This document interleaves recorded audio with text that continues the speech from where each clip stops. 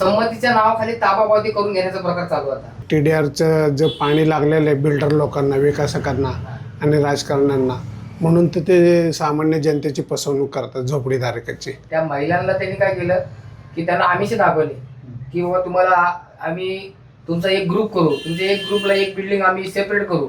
तर या साऱ्याला मी गुन्हा दाखल करायला लावणार म्हणजे लावणारच. तर आप्पा, माझा पुढचा प्रश्न तुमच्यासाठी राहील की तुमच्या आंबेडकर नगर वस्तीमध्ये ज्या वेळेला SRA प्रकरण आता सुरू होता, तुमच्या इथे नवीन बिल्डर आला होता, नव्याने तो सुरुवात करणार होता, त्यावेळेला तुमचं एक मोठं आंदोलन झालं, ते आपण सोशल मीडियावरती बघितलं. त्यावेळेला तिथे काय काय प्रकार चालू होता? आमच्या इथं ज्यावेळेस हा बिल्डर आला त्याने असं सांगितलं की तुमचं जे आहे तुमचं स्थलांतर करण्यात येणार आहे, दिवाळीला 1 तारखेला तुमची वस्ती उठवण्यात येणार आहे. परंतु आम्ही जे जमलो, आमचे जे कार्यकर्ते, आमच्या इथले जे स्थानिक पातळीवर काम करणारे जे कार्यकर्ते होते, आम्ही सगळे एकत्र आलो आणि ह्याच्यावर चर्चा केल्यानंतर चर्चा केली आम्ही की ह्या गोष्टीचं काय आहे, म्हणजे नक्की काय झाल्या, SRA मध्ये काय आमचं प्रोसिजर कुठपर्यंत गेले. तर आम्ही SRA मध्ये जाऊन विचारल्यानंतर आम्हाला समजलं की आमचं अजून सक्षममध्येच काम चालू आहे. सक्षमच्या पुढं काम गेलेलंच नाही. जेणेकरून सक्षम म्हणजे काय, सक्षम विभागामध्ये आमचं पात्रावरच काम चालू आहे आणि पात्र काम चालू असं SRA कुठल्याही ह्या विकासकाला किंवा ह्या बिल्डरला ताबापावती करण्याचा काही अधिकार दिला नव्हता. तर ह्या विकासकाने काय केलं होतं, लोकांना येड्यात काढून ताबापावती करण्याचा प्रयत्न आणि जे काही दलाल सोडले होते त्यांच्या मार्फत लोकांना सांगितलं की आपली वस्ती उठणार आहे, अमुक 1 तारखेला दिवाळीला आपली वस्ती उठणार आहे. तर अशा लोकांना दहशती करून लोकांकडनं संमतीच्या नावाखाली ताबापावती करून घेण्याचा प्रकार चालू होता. ज्यावेळेस आम्ही आमचा जो ग्रुप आहे आंबेडकर नगर बचावपूर्ती समिती म्हणून आम्ही जी स्थापना केली, आमचे जे 50 ते 60 कार्यकर्ते आम्ही जे काम करतो, ज्यावेळेस आम्ही SRA वर हा मोर्चा घेऊन गेलो की आमच्या इथे काय चाललंय, काय हा प्रकार काय आहे, त्यावेळेस SRA ने सांगितले की आम्ही कुठल्याही बिल्डरला तुमच्या इथं ताबापावती घेण्याचा अधिकार किंवा काही आम्ही ऑर्डर दिलेली नाही. SRA प्रशासनाने त्या बिल्डरवरती कारवाई केली का तुम्ही त्या गोष्टी निदर्शनास आणून दिल्यानंतर? त्यानंतर त्या ठिकाणी ज्या निलेश घटने साहेबांनी त्यांनी एक ऑर्डर काढली की ह्या घटनेची चौकशी करण्यात यावी. पण चौकशी अशी केली की त्यांनी फक्त चौकशीचे आदेश दिले, पण तिथपर्यंत बिल्डरच्या जो कोणी बोगस बिल्डर आहे त्याच्या विरोधात त्यांनी काही कारवाई केली नाही. आम्ही ह्याच्या पुढं पण जाऊन आम्ही तिथं न थांबता आम्ही पुढं सगळ्यांनी एकजुटीने काम केलं आणि वस्ती पातळीवर आम्ही सगळ्यांकडनं हरकती घेतल्या. ही हरकती गोळा केल्या लोकांच्या की आम्हाला हा बिल्डर नकोय आणि SRA ने जे काही आमची फसवणूक केली गेले 20 वर्षापासून. हरकत म्हणजे की बाबा आम्हाला या गोष्टीबद्दल विरोध आहे किंवा हरकत आहे कसं ना, हरकत आमची फसवणूक झाली, SRA ने आमची फसवणूक केली, त्यामुळे आम्ही हरकती घेतल्या. हरकतीबद्दल तुम्हाला कोणी सांगितलं होतं? आम्ही ज्यावेळेस SRA वर आम्ही जेव्हा आंदोलन केलं त्यावेळेस SRAच्या मार्फत आम्हाला कळालं की आम्ही जी माहिती घेतल्या की तुमच्याकडे जर असं कोण फसवणूक करत असेल तुम्ही हरकती घ्या. तर आम्ही सगळ्या कमीत कमी 1100 ते 1200 लोकांच्या आम्ही हरकती घेतल्या. SRA ने तुम्हाला सांगितलं की तुम्ही हरकती जमा करा. हरकत नाही. त्या किती टक्क्यांमध्ये जमा करायला सांगितलं तुम्हाला? आम्हाला जे काही 51% आहेत, 51% आम्हाला ते 51% लोकांच्या आम्हाला हरकती घेण्यासाठी त्यांनी सांगितलं. 51% दिल्यानंतर काय करणार म्हणाले? मग 51% दिल्यानंतर त्यांनी निलेश घटनेने असा आदेश काढला की ह्या बिल्डरला की जे काही तुम्हाला ह्या ठिकाणी पुनर्वसन करायचे किंवा विकास करायचा आहे, प्रकल्प राबवायचा आहे, तर ते नव्याने करा, नव्याने संमती घ्या, नव्याने तिथं सर्वे करा. ह्या आदेशामुळं जो बिल्डर आला होता आमच्या इथं लोकांची फसवणूक करत होता आणि जे दलाल होते हे सगळे पळून गेले. आम्ही जे रात्रंदिवस प्रयत्न केले लोकांना न्याय मिळवून झाले. आमचे इथं जो काही प्रकार झाला, पात्राची यादी म्हणा किंवा लोकांची दिशाभूल करून संमती म्हणून त्यांच्याकडनं ताबापावती करण्याचा प्रयत्न केला. कशा प्रकारे दिशाभूल होत होती लोकांची? लोकांना सांगण्यात आलं की बाबा तुम्हाला आम्ही तुमचं आता सगळं झालेलं आहे, तुमच्याकडं क परत झालेले, क झालेले, तुमची ड यादी झालेली, परंतु आमचं जे काम आहे ते फक्त सक्षमच्या इथंच आहे. अजून पण गेल्या 20 वर्षापासून आम्ही सक्षमकडेच आमचं काम आहे. म्हणजे आम्ही 2008ला जे दिलतं आम्ही संमतीपत्र ते आता पण ते संमतीपत्र तिथंच आहे. कारण आणि आमचं असं म्हणणं आहे की आमचे जे स्थानिक आमदार आहेत त्यांनी 2013ला हे सगळं रद्द व्हावं यासाठी त्यांनी अर्ज पण केला होता आणि त्यांच्या मागणीला मान ठेवून SRA त्यांचं जे प्रतिज्ञापत्र ते पण रद्द केलं. तरी पण त्या प्रतिज्ञेच्या आधारेच SRA ह्या ज्या नवीन बिल्डरचा घाट घातला होता, जेव्हा घोटाळा करण्याचा प्रयत्न चालू होता आमच्या इथं, की लोकांच्या ताबापावती घेऊन आणि पहिले संमतीपत्र ह्या दोन्ही घेऊन इथं जो जनता वसतीमध्ये 750 कोटीचा जो TDRचा घोटाळा झालाय, त्याच प्रकारे आंबेडकर नगर मध्ये सुद्धा TDR लाटण्याचा प्रकार हा बिल्डर करत होता. आमच्या इथं घरांची जी टोटल संख्या 2438 घरे आहे. मग त्यामधून पात्र किती झाले? आमच्या इथं फक्त स्टार्टिंगला 2008ला ज्यावेळेस त्यांनी आमची संमती घेतल्यानंतर त्यांनी प्रस्ताव मांडला SRA कडे आणि त्यांनी मान्यता होऊन त्यांचे पात्र याद लागली, तर त्या स्टार्टिंगला त्यांनी पब्लिक नोटीस मध्ये फक्त 700 घर पात्र केले होते पहिल्यांदा. नोटीस मध्ये दुसऱ्यांदा त्यांनी 950 केले, 950. तिसऱ्यांदा त्यांनी 1450 केले. म्हणजे तुमचे 1450 हे घर पात्र झाले शेवटी. हा, शेवटला 1404 घर आमच्या इथं पात्र आहेत. बरोबर. आणि बाकीची उरलेली ही अपात्र आहेत. हा. मग ह्या पात्र अपात्रच्या प्रक्रियेमध्ये ह्या दोघांनी डॉक्युमेंट्स व्यवस्थित जमा केले नव्हते का अपात्र होणाऱ्यांनी? पात्रांनी पण तेच डॉक्युमेंट केले, अपात्रवाल्यांनी पण तेच डॉक्युमेंट केले. पण ह्यात फेरफार काय केला त्यांनी, ह्यात असा घोळ केला की जे लोक राहतात 94-95 पुरावे आहेत, पण त्यांचं कुठलं तरी एखादा डॉक्युमेंट नसल्यामुळे त्यांना अपात्र करण्यात आलं. तुमचे व्हिडिओ होते, त्या व्हिडिओमध्ये असं पण काही होतं की जी पात्र झालेली आहे, जे पात्रता यादी आहे, त्या पात्रता यादीमध्ये बऱ्यापैकी लोकांचे डॉक्युमेंट्स अर्धवट होते, तरी पण ती लोक पात्र होती. आणि मग ह्याच्यात एखाद दुसरा डॉक्युमेंट्स कमी असल्यामुळे ही लोक अपात्र, जे अपात्र लोक झाली होती त्यांना तुमच्या म्हणण्यानुसार जाणीवपूर्वक अपात्र केलं गेलं होतं का ते एक प्रशासनाच्या कामामधून ते चुकून अपात्र झाले होते? मुळात काय, हा भोंगळ कारभार आहे. SRAच्या सक्षम विभागाचा भोंगळ कारभार आहे. SRAने कुठला सर्वे न करता, कुठले कागदपत्र चेक न करता, जे बिल्डरकडचे दलाल लोक होते त्यांच्या सांगण्यावरून पात्र केले. सांगण्यावरून केलं गेलं. बिल्डरच्या जे बिल्डरची लोक होते त्यांच्या सांगण्यावरून सक्षमनी स्थानिक पातळीवर कुठला सर्वे केला नाही, कुठल्याच स्थानिक सदनिका धारकाला ते भेटलेलं नाही. म्हणजे असा प्रकार केलेला आहे की त्यांनी की लोकांपर्यंत पोहोचायचंच नाही. लोकांना तुम्ही अपात्र आहे ते आता सुद्धा 20 वर्ष झालं त्यांनी संमती करून दिलेले, लोकांना माहित नाही की आपलं घर पात्र आहे का अपात्र आहे. तर आमचं म्हणणं असं होतं की SRAने प्रकल्प राबवावा तर लोकांपर्यंत पोहोचावं. आम्ही वेळोवेळी SRAवर आंदोलन केले, वेळोवेळी SRAला सांगितलं की आमच्या इथं तुम्ही प्रकल्प राबवताय, विकसक आमच्यामध्ये यायला पाहिजे आणि विकसकाने आम्हाला काय पाहिजे ते विकसकाने ऐकलं पाहिजे. आणि विकसकासोबत SRAचे जे सरकारी जे राज्य शासनाचे जे लोक आहेत ते पण त्या स्थानिक पातळीवरून लोकांच्या मध्ये मिसळून काम केलं पाहिजे. असं कुठल्याही प्रकार झाला नाही. तुमच्यापर्यंत पोहोचला नाही, बिल्डर कडूनच सगळा कारभार झाला. मग बिल्डर कडून तुमचं जसं म्हणणं होतं की बिल्डर कडून आमिष देण्यात आलं, ते कोणकोणत्या प्रकारचं होतं आणि कोणकोणत्या प्रकारचे कारवाई त्याने संमती आणि ताबापावती मिळवण्यासाठी केली? बिल्डरनी अशा लोकांमध्ये आमिष दाखवले की बिल्डरने काय केले की वस्ती पातळीवर जे बचत गट आहेत, ते बचत गटामध्ये महिला कामं करतात, त्या महिलांना त्यांनी काय केलं की त्यांना आमिष दाखवले की बाबा तुम्हाला आम्ही तुमचा एक ग्रुप करू, तुमच्या एक ग्रुपला एक बिल्डिंग आम्ही सेपरेट करू की तुमच्या 15 जणांचा किंवा 20 जणांचा एक गट आहे, त्या गटाला आम्ही वेगळी बिल्डिंग देऊ. परंतु SRA मध्ये असा कुठलाच नियम नाही की तुम्ही वेगळा विंग करू शकता. त्या महिलांना, जे बचत गटामध्ये जे अशिक्षित लोक असतात, जे महिला आपले कष्ट करून 200-300 रुपये जमा करून आपलं बचत गट चालवतात, त्या लोकांना अंधारात ठेवून त्यांना सांगितलं की तुम्हाला आम्ही सेपरेट बिल्डिंग देऊ तुमच्या एरियामध्ये. परंतु ते होऊ शकत नाही. असे बचत गट गोळा केले. कार्यकर्ते लोक, काही कार्यकर्ते म्हणजे असे काही कार्यकर्त्यांना पकडलं की त्यांच्या अंडरमध्ये काही लोक आहेत की त्यांना सांगितलं की तुमची वेगळी आम्ही हे करू, की बाबा तिथं असं केलं की बाबा रिलीजन आहे की हिंदू मुस्लिम असं नाही का, की आम्ही तुमच्या धर्माचे वेगळे विंग तुम्हाला हा तुम्हाला आम्ही असं करू की बाबा ह्या रिलीजन वाईज लोकांना तिथं वेळात करण्यात आलं. पैशांचं आमिष दिलं होतं कोणाला? हा, आमच्या तर काही दलाल लोकांना, काही लोकांना सांगितलं असेल की बाबा तुम्हाला 5,000 रुपये देऊ आम्ही, तुम्ही एका अग्रीमेंट मागवलं, तुम्ही लोकांना घेऊन या. हे लोकांना काय करायचे, ए बाबा चल तू माझ्याकडनं तू काय अग्रीमेंट करून घे, तुला घर मिळवण्याची मी शाश्वती देतो. परंतु त्या एजंटच्या हातात, दलालाच्या हातात बिल्डरच्या हातात कोणाला घर द्यायचा अधिकार नाही, हा SRAच्या हातात. तुमच्या इथं दबाव, दडपण, दडपशाही असं काही झालं होतं?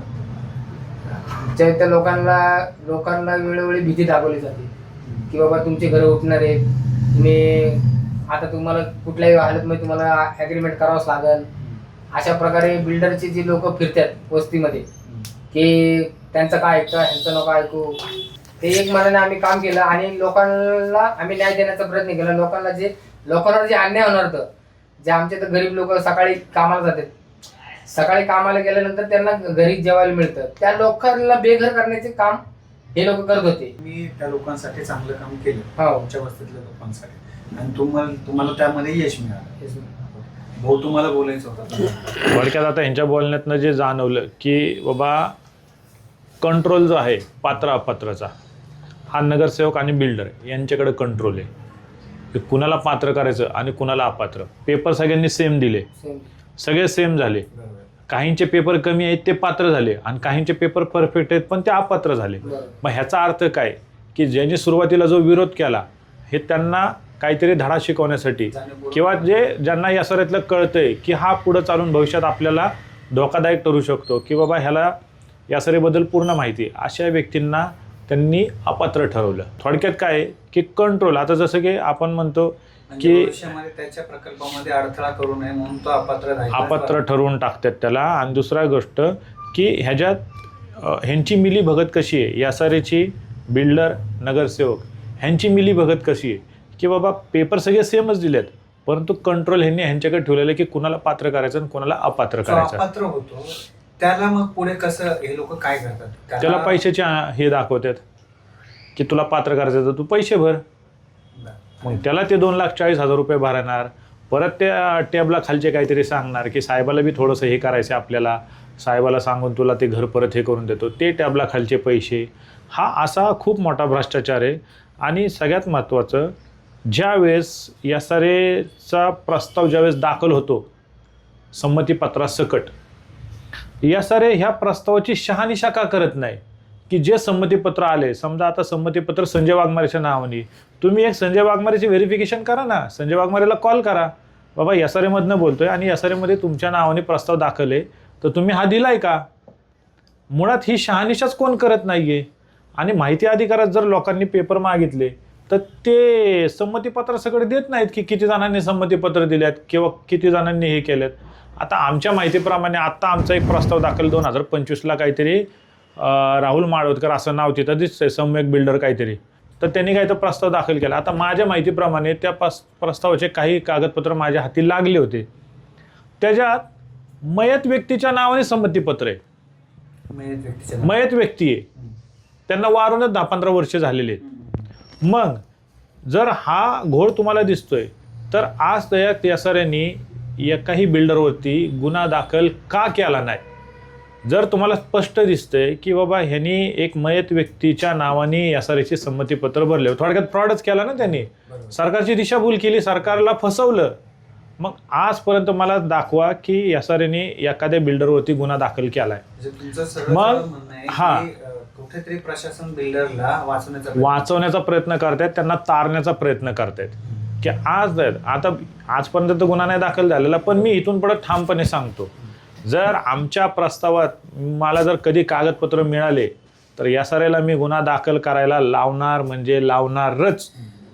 की हे जो भ्रष्टाचार झालाय, जे खोट्या संमतीपत्र बिल्डरने दाखवलेले आहेत, आणि इथून पुढे सुद्धा कुठल्या बिल्डरने जर खोट्या संमतीपत्र किंवा बोगस संमतीपत्र दाखवायचा प्रयत्न केला तर त्याच्यावरती आम्ही गुन्हा दाखल केल्याशिवाय राहणार नाही.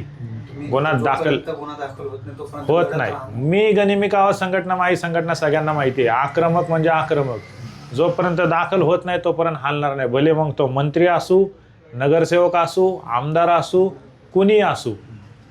पण आमच्या विरुद्ध जर बोगस काम काही केलं तर मी गुन्हा दाखल केल्याशिवाय राहणार नाही. पुढचं तुम्ही जसं म्हणालात की 2.5 लाख रुपये अपात्रवाल्याला भरायला लागतात. आता SRA मध्ये आता सरांनी जसं सांगितलं की बऱ्याच लोकांना अपात्रवाल्यांना घरं मिळालेली नाही. आता जो व्यक्ती अपात्र होतो त्याला घर तिथंच दिलं जातं त्याच इमारतीमध्ये का त्याला असं पुणे शहरामध्ये तिथे हे सारे प्रकल्प राबवण्यात आले, वास्तविक पाहता तिथं तिथं त्याला शिफ्ट केलं जातं, त्याला त्या गोष्टीची कल्पनाच नसते मुळात, असं काही होतं का? ते कुठं दिलं जातं हे सांगता येत नाही, परंतु अपात्राचा अधिकार त्याच सर्वे नंबरमध्ये किंवा त्याच प्लॅट नंबरमध्ये असला पाहिजे. आणि त्याचा अधिकार या सारे काय म्हणते, तुम्हाला जागेवर घरं देणार, पण त्याचं जागेवर घर आहे तो अपात्र झाला म्हणजे काय झाला, त्याचा काही गुन्हा आहे का? तो एखादा पेपर कमी असेल तर सांभाळून घ्यायचं, त्याची शिक्षा देता का तुम्ही, दुसरीकडे पाठवता का त्याला? दुसरा प्रश्न तुम्हाला असं राहील, जर तुमची इमारत बांधून बऱ्यापैकी तुमच्या इथे इमारत झालेली तर सुरुवातीला ज्या वेळेला एखादा विकसक किंवा बिल्डर तुमच्या इथे प्रस्ताव घेऊन आला आणि संमती किंवा पात्र अपात्र साठी त्याने कागदपत्र जमा करायला सुरुवात केली, त्यावेळेला त्याने सुरुवातीला तुम्हाला काय दाखवलं होतं की प्रोजेक्शन? कारण आता जर आपण प्रायव्हेट बिल्डरचं बघितलं तर त्याच्या ऑफिसमध्ये कुठल्याही प्रोजेक्टचं पहिलं प्रोजेक्शन दाखवलं जातं की अशी अशी बिल्डिंग असेल, एवढा स्क्वेअर फीट एरिया असेल, गार्डन असेल, जिम असेल, मंदिर असेल, सगळ्या गोष्टी दाखवल्या जातात. मग तसं तुम्हाला लोहियानगरमध्ये काही दाखवलं गेलं होतं का? लोहियानगरमध्ये मुळात म्हणजे आजपर्यंत विकासक कोण आहे हेच माहिती नाही, विकासक काळा आहे का गोरा आहे हेच माहिती नाही आहे. तिथले जे राजकारणी लोक आहेत, गुंड प्रवृत्तीची लोक आहेत, ते सगळ्यांना प्रबोधन करतात, पण त्यांनाही माहिती नाही की फक्त आपल्याला घरं भेटणार आहे. मुळात बिल्डरने नाही सांगितलं, नगरसेवकांनी सांगितलं. बिल्डर जसं हे म्हणले काळा आहे का गोरा आहे तोच माहिती नाही. मग हे बिल्डर स्वतः पुढे येत नाहीत, हे मध्यस्थी लोकांना पुढं पाठवतात. त्याच्यामुळं त्यांनी नाही सांगितलं आणि नगरसेवकांनी मलाही थेट नाही दाखवलं, आमच्या लोकांना दाखवलं. ते एक हे बनवलेलं त्यांनी बिल्डिंगचं, तर अशी पॉश एकदम काचेची बिल्डिंग दाखवली त्यांना, जो की फ्रंटेज ते लोकच घेणार आहेत 100%. उद्या जर यासरे झाली तर तो फ्रंटेजचा भाग त्यांनी त्यांना दाखवला की हा पूर्ण असा कमर्शियल असा मॉल टाईप थोडासा त्यांनी एकदम चकाचक दाखवलं की तुमच्या घरात जॅगवॉरचे नळ असणार, तुम्हाला लाईट फिटिंग अशी असणार, तुम्हाला हे असणार ते असणार, असे आमिष भरपूर, की तुम्हाला नंतर एक मंदिर देणार, एक बुद्ध विहार देणार, हे असे आमिष दाखवले गेले. परंतु मुळात तो बिल्डर कधी स्वतः समोर आलाच नाही, बिल्डर कधी म्हणलाच नाही की मी हे देतो मी ते देतो, किंवा ह्या गोष्टीचं त्यांनी लेखी द्यायला तयार नाही आहे. की तुम्ही जे म्हणता ना की बाबा ह्या सगळ्या सुविधा देणार आहे, प्लस तुम्ही म्हणते की बाबा जरा समजा तुमच्या घरात 2 जण आहेत तर त्यांना 2 फ्लॅट पण मी देतो, तर हे तुम्ही लेखी द्या ना आम्हाला, 500 रुपयाच्या स्टॅम्प पेपरवर तुम्ही द्या, स्वतः लिहून द्या की हे मी बिल्डरकडनं तुम्हाला मिळून द्यायची पूर्ण जबाबदारी माझी आहे.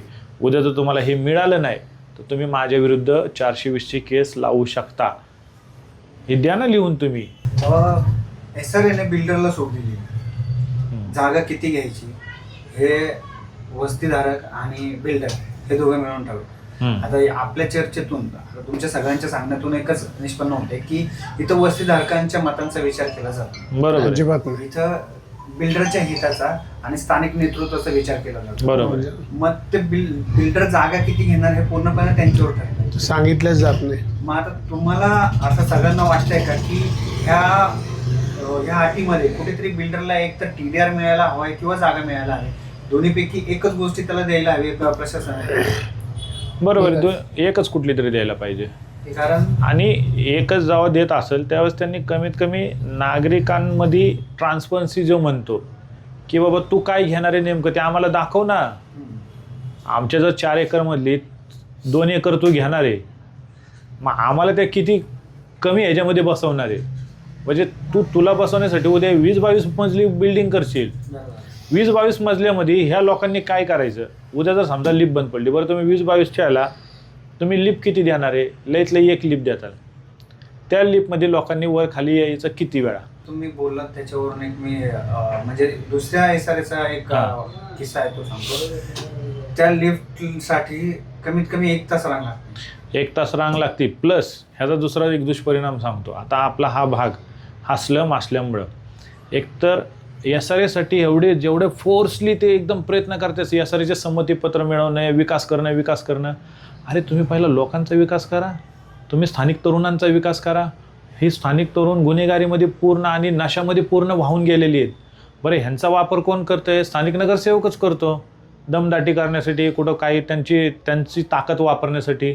परंतु तुम्ही त्या मुलांचा विकास करत नाही आहे. मग ते सध्याला काय आहे? नशेमध्ये आहे, गुन्हेगार आहेत, सध्याला त्यांना गुन्हेगारीची क्रेज आहे. मग ह्याचा परिणाम नंतर SRAमध्ये काय होतो? त्या SRAमध्ये पूर्णपणे गुंडाराज चालू होतं. यासाऱ्यामध्ये बऱ्यापैकी तुम्ही आता लेक टाऊनच्या यासाऱ्यामध्ये जर गेलं तर तुम्हाला कुठल्या तरी रूममध्ये पत्ते बित्ते खेळताना 100% पोरं घावणार. कुठल्याही तिथं थोडक्यात लेक टाऊनच्या यासाऱ्याला लॉजिंग टाईप केलेलं आहे. म्हणजे लोकांनी राहायचं सोडूनच दिलेलं आहे, रूम असेच मोकळे सोडून दिलेले आहेत. मग ह्याचा दुरुपयोग काय करतात, बाहेरनं मुली आणणं, हे करणं, म्हणजे तिथं अनैतिक गोष्टी चालू आहेत. दुसरी गोष्ट, तुमची ज्यावेळेस यासारे कंप्लीट होईल, ज्यावेळेस तुमचं सगळं बांधकाम होईल, एक 6 महिने 7 महिने तुमचं व्यवस्थित चालेल. त्याच्यानंतर जे नशेत वाहलेली पोरं आहेत, गुन्हेगारीत वाहलेली पोरं आहेत, ती काय करणार, तलब झाली, काढा वायरी विकून खाणार, लोखंड विकून खाणार, नळाच्या फिटिंगा विकून खाणार. तुमच्या त्या लिफ्टमध्ये जे महत्त्वाचे वस्तू आहेत, मोटरी जे की महागातले आहेत, त्या काढून नेल्या. तुमच्या लिफ्ट बंद पडल्या, तुमच्या लाईटिंगचा प्रॉब्लेम झाला, पाण्याचा प्रॉब्लेम झाला. बरं, तुम्हाला वरती पायऱ्यांवरती चढताना तुम्हाला जागोजागी दारू गांजा पिताना पोरं दिसणार. कंटिन्यू ते लपायला, हे करायला, हातेरा लपवायला त्यांना जागा झाली. प्लस समजा उद्या लिफ्ट बंद पडली, एखाद्याची मयत झाली, काय झाली, इमर्जन्सी आली, हॉस्पिटलमध्ये इमर्जन्सीत काय करणार, त्याला वरून खालपर्यंत आणूसर त्याचा जीव गेलेला असणार आहे. एखादी डिलिव्हरीचा असेल, वरून खालपर्यंत आणूसर काय होणार आहे. तुम्हाला काय वाटतं, तुमच्या इथले किती लोक सक्षम आहेत मेंटेनन्स देण्यासाठी? हे बघा, विषय मेंटेनन्स देण्यासाठी आमची लोक आहेत ना, मी तुम्हाला सांगतो 10-20%च पकडा. 10-20%च लोक मेंटेनन्स देणार. म्हणजे एक 60-70% लोक मेंटेनन्स देऊ शकत नाही. काहींची परिस्थिती असेल तरी त्यांची मानसिकता नसणार. मी का देऊ, तो बाजूचा देतोय तो करेल ना. सोसायटी बंद की मग महानगरपालिका त्या सोसायटीमध्ये रस्त्याचं कामं म्हणा, प्लंबिंग कामं म्हणा, ड्रेनेज कामं म्हणा, ही इतर कामं महानगरपालिका करते का करत नाही? नाही. नंतर तुमचे ते यासाऱ्याकडे कोणी डुंकून पाहतच नाही. तुम्ही आजपर्यंत आहे ना, तुम्ही शंकर महाराज मठाचे इथल्या यासाऱ्याचे मी तुम्हाला वाटलंच फोटो दाखवून, मी असलं बेकार. पहिल्या मजल्यावरती कमीत कमी आहे ना, अर्धा 1 फुटाचा नुसता कचऱ्याचा थर आहे पहिल्या मजल्यावरती. दुसऱ्या मजल्यावरती तर काय एकदम घाण, सगळे लोक घरं बिरं सोडून निघून गेलेली, इतकी भयानक परिस्थिती. मग जर महानगरपालिका एवढेच देखभाल करणारी असती तर आज हे यासारे एवढे घाण. मला एक सांगा, तुम्ही आम्हाला यासाऱ्यामधनं झोपडपट्टीमधनं काढून तुम्ही यासाऱ्यात का ठेवता, की बाबा ठीक आहे आम्ही अस्वच्छ जागेमध्ये राहतो आणि घाणीच्या साम्राज्यामध्ये राहतो, आमचं आरोग्य धोक्यात येतं म्हणून तुम्ही आम्हाला उचलताय आणि यासाऱ्यामध्ये ठेवताय, बरोबर आहे. परंतु त्याच यासाऱ्यामध्ये ज्या झोपडपट्टीत तुम्ही घाण म्हणताना ह्याच्यापेक्षा 10 पटीने घाण त्या यासाऱ्यामध्ये होती. 10 पटीने लोकांना कचरा टाकायला, खाली यायला कंटाळा येते, वरतूनच खाली फेकून देतात. खाली कोणी येतच नाही, वरतून गुटखा खाऊन खाली थुकून कुणाच्या अंगावर पडू, काय होऊ, त्यांना काही घेणं देणं नाही आहे. आणि बांधकाम तर इतकं निकृष्ट दर्जाचं असतंय, इतकं निकृष्ट दर्जाचं की मी तर म्हणतो साधा हलका भूकंप जर आला तरी पत्त्यासारखी ढासळेल बिल्डिंग. म्हणजे बिल्डर स्वतःचे पैसे वाचवण्यासाठी एवढ्या निकृष्ट दर्जाचं बांधकाम करतो. पण हे असलं यासारे तुम्हाला, आणि गव्हर्नमेंट ह्याच्यात लक्षच देत नाही ना, पूर्णपणे लक्ष देत नाही आहे. गव्हर्नमेंटने काय केलं आहे, बिल्डर आणि नगरसेवकांच्या हे यासारे ह्या तिघांच्या मिली भगतवरती जे सोडून दिलं आहे, जे तुम्ही कराल ते बरं. ह्याचे मला अजून मी माहिती घेतलेली आहे की ह्या यासारे बिल्डरांचे हप्ते हे मोठ्या मोठ्या मंत्र्या लोकांपर्यंत जातात की आमच्या यासारेमध्ये तुम्ही लक्ष घालायचं नाही. थोडक्यात एक मागचा आत्ताचा गाजलेला किस्सा, मुंबईमध्ये आपला एक आमदाराची हत्या झालेली आहे आणि त्याचे धागेदोरे हे यासारेपर्यंत गेलेले आहेत. म्हणजे यासारे हा एवढा पैसे कमवून देणारा सगळ्यात मोठा, जसं की मी म्हणलं, सरकार मान्य भ्रष्टाचार. एसआरए प्रशासन बिल्डरला किती DDR देतो? एसआरएच्या नियमानुसार एसआरएमध्ये जर त्या बिल्डरने स्कीम केली तर त्याला कमीत कमी 4चा पैसा आहे. म्हणजे समजा त्यांनी 400 स्क्वेअर फुटचं घर बांधून दिलं एखाद्या सध्या निघायला, तर बिल्डरला त्याचा मोबदला 1600 स्क्वेअर फुट त्याला पैसे वाटतात. 4 पट्ट्याला 4 पट TDR. पण तो पण एरिया वाईज आहे, म्हणजे Area wise. 2.5 पटापासून 4 पटापर्यंत. 40-50 वर्षापासून तिथं राहत असलेल्या स्थानिक रहिवाशांना एसआरएने झोपडीधारक म्हणून आयडेंटिटी कार्ड द्यावं.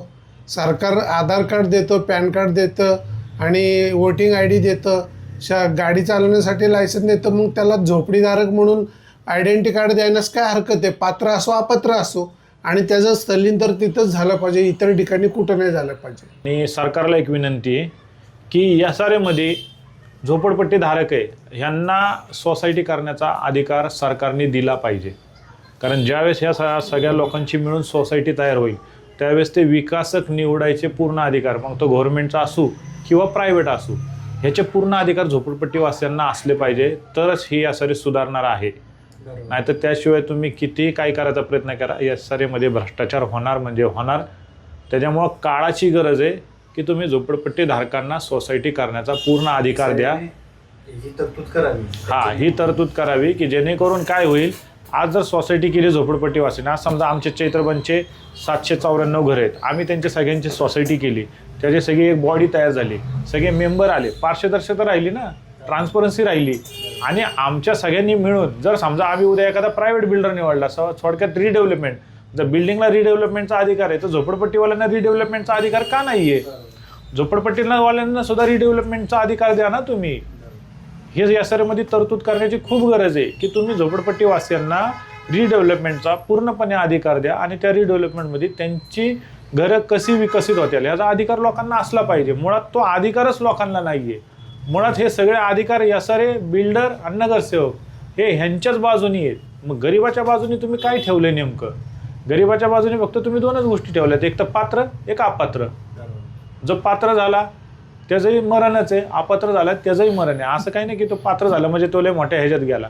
त्यालाही शेवटी 10 वर्ष तिथं काही का असं नाही, त्याला 10 वर्ष तिथं काढणे नाही काढलं तर उद्या गव्हर्नमेंट काय म्हणणार, हा नव्हता ह्याचं घर ताब्यात घ्या. म्हणजे गव्हर्नमेंटने स्पष्ट लिहिलेलं आहे या एसआरएमध्ये, जर तुम्ही 10 वर्षाच्या आत हे घर तुम्ही विकलं किंवा भाड्याने दिलं तर ते जप्त करण्याचा अधिकार हा एसआरएला पूर्णपणे आहे. म्हणजे टांगती तलवार ही लोकांच्या डोक्यावरती आहे. माझी एवढीच विनंती. आपल्या ह्या व्हिडिओ मार्फत तुम्ही आपल्या चॅनल मार्फत तुम्ही एसआरएला विनंती करा. विनंती करतोय.